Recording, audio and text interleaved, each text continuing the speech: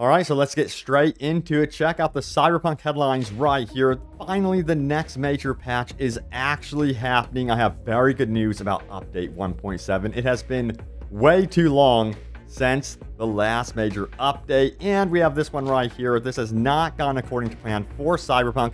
Redmod was supposed to save Cyberpunk, but nothing is happening. We're going to talk about it as well. And yes, new controversy about Cyberpunk's DLC budget. Is money being spent in the right ways at CD Projekt Red? That's a great question. And also we have upgrade the visuals of your favorite Cyberpunk characters, including Panam, Judy, and more. I'm going to show you how you can do that. But yeah, check this out right here. So I recently found out about the ultimate browser for gamers. Let me tell you what, this browser has some absolutely incredible features. I'm talking about the Opera GX browser, which boosts performance thanks to GX Control, includes messenger integration, and allows for major customization. And say goodbye to annoying lag and hello to smooth gameplay in your games.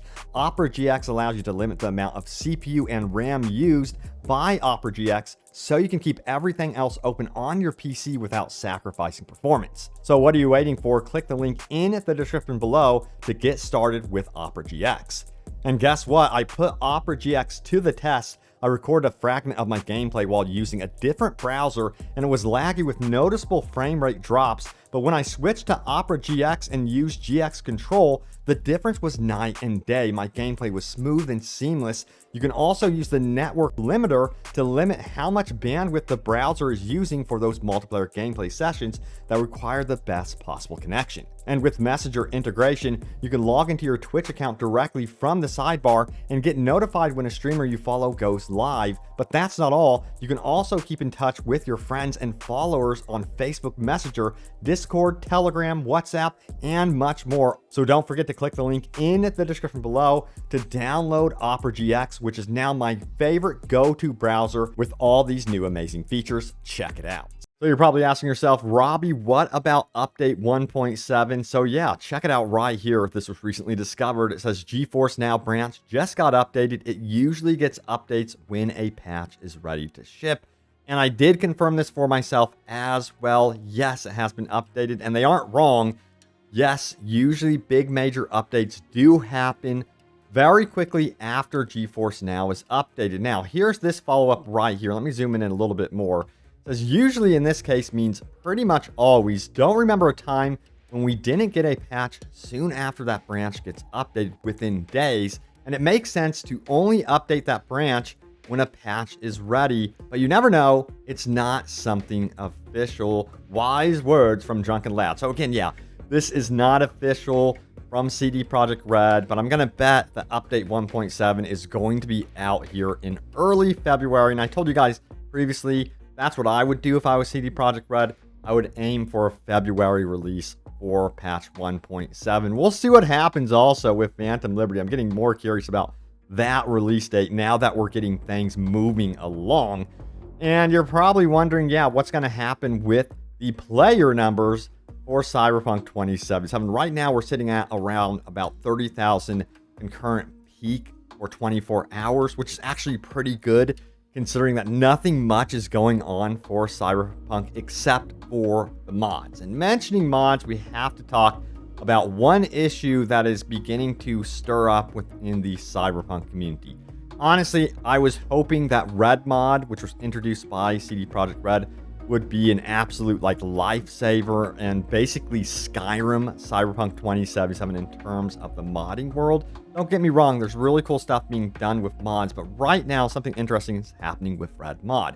We go over to Redmod, specifically on Steam. We're getting mixed reactions to it, which of course is not a good thing. So I went in here, I was like, what is going on with Redmod? Why is it getting mixed reactions? If we zoom in here, we do have some recommended upvotes here, but despite that, everyone is saying, please add to Steam Workshop. I am cringe and require one button mod installation. Add Steam Workshop integration. It's a common theme. We have some not recommended that say, just a mess, Vortex and Steam Workshop are both better, readily available, more finessed solutions, excuse me. So yeah, sound off. Have you guys experimented with Redmod? How are you doing with that versus things like Vortex and, of course, using what has been supported by Nexus Mod this entire time? Do you find that Redmod has been underwhelming? In terms of what the modders have actually been doing right now, they've made some really impressive stuff, don't get me wrong. But I'm hoping for something bigger, like them fleshing out a mega building through Redmod. I have not heard any endeavor so far like that, which is kind of a little bit concerning to me. And I'm wondering if it's just because it's so hard to work with, and that's my big concern.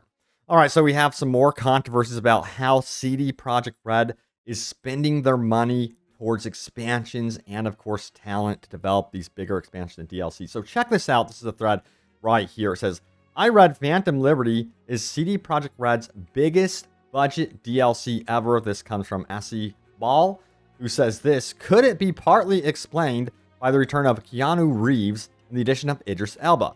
They both are first-class actors, and it says, not gonna lie, I'm kind of worried about when studios start dropping big names. I've nothing against Idris Elba. He's so talented, of an actor, but it wouldn't have bothered me to have an equally talented no-name playing Solomon Reed.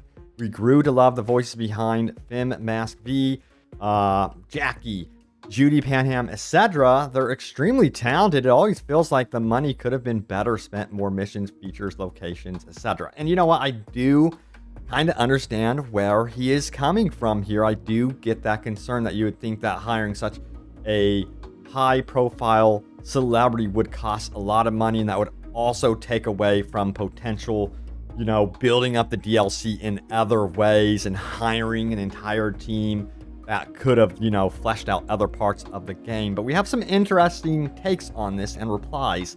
Let's get into those right now. Let me know what you think. I'm super hyped for Idris Elba to be appearing in Cyberpunk alongside Keanu Reeves. That is going to be amazing. But yeah, let's go ahead and take a look at this one right here. This comes from Mr. Not Einstein, who says this, that's not how this works. Imagine it from the perspective of the higher-ups. The people who decide the budget. To them, having Idris in the DLC is a great marketing tactic, especially since Keanu was pretty much the main factor behind the hype for the main game. So they paid specifically for that marketing. If Idris hadn't been part of the plan, then the budget would have been lower because they have less reason to believe it would succeed. Basically, it's like this. Devs pitch an idea, higher-ups decide a budget based on how much value they think the DLC will bring to the company. Idris, being such a great and well-known actor, immediately brings value to the DLC, and therefore his inclusion justifies a higher budget. If Idris was in the DLC, then its potential value would be lower, and therefore so would the budget. I get what he's saying, absolutely, and I do agree with that assessment. It's interesting to discuss this for sure, because if you think of like some of the biggest franchises in terms of games on planet Earth, a lot of them do not require AAA, I guess you would say AAA acting movie talent like Idris Elba or Keanu Reeves. However, what CD Projekt Red has discovered is that marketing these talents, marketing these actors definitely works, bringing attention to their game. And, if it worked for Cyberpunk despite its terrible launch, the game actually sold pretty well, then it's probably going to work for its DLC. That's the assessment I get from CD Projekt Red's thinking. My biggest worry is they just continue going all in on actors, and that's it. You know what I mean? And you kind of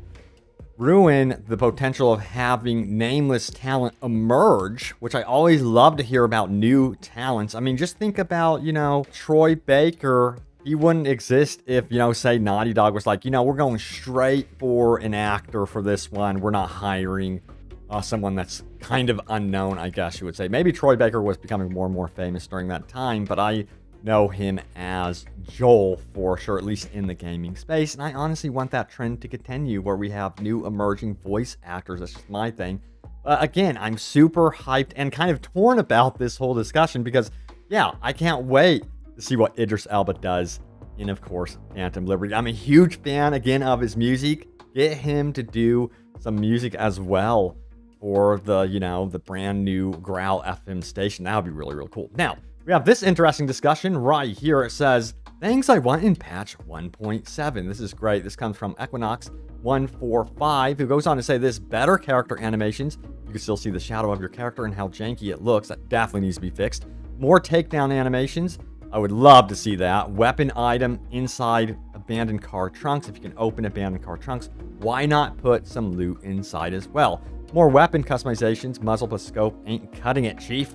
More cyberware about that one. Yes, we are going to be getting more cyberware, and yeah, they're going to be overhauling the police system. A bunch of really cool stuff is going to be coming through patch 1.7. If you missed my update about exactly what's happening with patch 1.7 and what we're going to be getting, check it out on the channel. I'll try to throw a link in the description as well. Furthermore, they go on to say this right here: a cure for V, or at least a better ending than what we have. I think you're going to have to wait potentially for that to happen with the expansion. Then it says more city activities, interactions with NPCs, one of the biggest requested features. We'll see.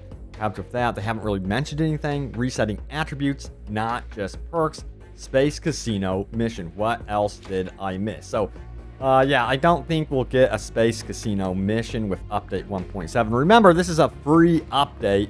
If anything, we'll probably get maybe a new weapon or two. Maybe, just maybe, a new car, some clothing, that sort of thing. There likely is going to be some sort of new free content with this, but I wouldn't hold your breath for it to be absolutely mind-blowing. Now, if you guys are wanting to improve the actual resolution and look of your favorite NPCs in this game, including, yes, Pan Am, you can actually do that with some amazing mods that have released called high-res NPCs. This is on Nexus Mod. Just search it out. It's totally worth it. It updates, you know, their skin to be high-res, their clothing, absolutely every part of these characters have been updated in high resolution, 4 times the quality of what was. So it's pretty impressive. So be sure to check that out if you guys want a really, really cool mod. All right, so let's get into your top comments from my latest video, which was this one right here. Check it out. The Cyberpunk, this is not good at all. This could ruin everything. CD Projekt Red responds. This was a really fascinating discussion because it's about AI and AI getting into the gaming space and how you could basically generate entire worlds with AI. You could generate NPC conversations. And my discussion, my argument with this is that's not exactly what we want, because it gets rid of the personality of the actual creator. I'm talking about keeping the value of the creator, like Hideo Kojima and, you know, Naughty Dog. When you go from a Naughty Dog game to Hideo Kojima game, you know you're playing different games. I don't want every game to feel the same because of AI, which is potentially what could accidentally happen. Now, let's get into the replies here about this one. We have Ross, who says this: the saving Takamura isn't big. Regardless if you save him or not, the storyline still continues in the same way, with Takamura's place being taken by Hellman, and that he helps you against Smasher if you do the Hanako indie. But honestly, you don't need help to beat Smasher. Also, it gives you an achievement. Saving him does not drastically change the story in any way, except that he will be there if you save him. Yeah, so that's also kind of the purpose of why I brought up the discussion, is that's kind of like, we need more consequences, drastic consequences between, you know, saving or not saving someone. At least in my opinion, I think that would be cool to see more drastic consequences. Then we have this one from Bjorn Orshat, I believe. It says the problem with Takamura was that it didn't really matter in the end whether you save him or not. Only the frosting at the end had a slightly different taste, but the cake was still the same. Exactly, that's what I was saying, yes. It says even the branching wasn't really that good because it all came down to the same old endings and results. I really hope that CD Projekt Red takes notes, especially when it comes to developing the next Cyberpunk game. Now, Gabo Pina says this right here. You're going to say the main story was a bit linear, but to me as well, I believe the focus is more in storytelling and immersion factor than the world building per se. I believe the hype train of the marketing campaign to blame for excessively high expectations. The devs are still laying the consequences from that. Yeah, it is partially the marketing, but also I think without some of the overhyped elements of the marketing, people would have still been like, hey, why don't we have a working police system that's basically in every open world game? So despite the marketing, I still think there would have been some controversy around the launch of this game because there's basic features that are still missing. Yeah. Next up, we have Maeve, who says this: using the AI to write stories before using AI to bug test is just like the gaming industry. Yeah, and I've heard that there's a lot of companies out there that are actually implementing AI to do bug testing. It's kind of fascinating. Some of these engines are being built, from the ground up to really make sure that they can solve their own problems or some problems that are reoccurring and are easy to fix, but do that with AI. So I think that is cool, and it should speed up the development of games for sure. So in that way, AI is actually needed, and that allows developers to actually focus on what they need to focus on. There it is, the latest happenings around Cyberpunk. Can't wait for update 1.7. Stay tuned, it is imminent. So I should have some really cool coverage up here. I'm hoping in the next 7 days or so. February is upon us, but thank you so much for watching. Stay tuned for more, and I will see you all next time. Take care.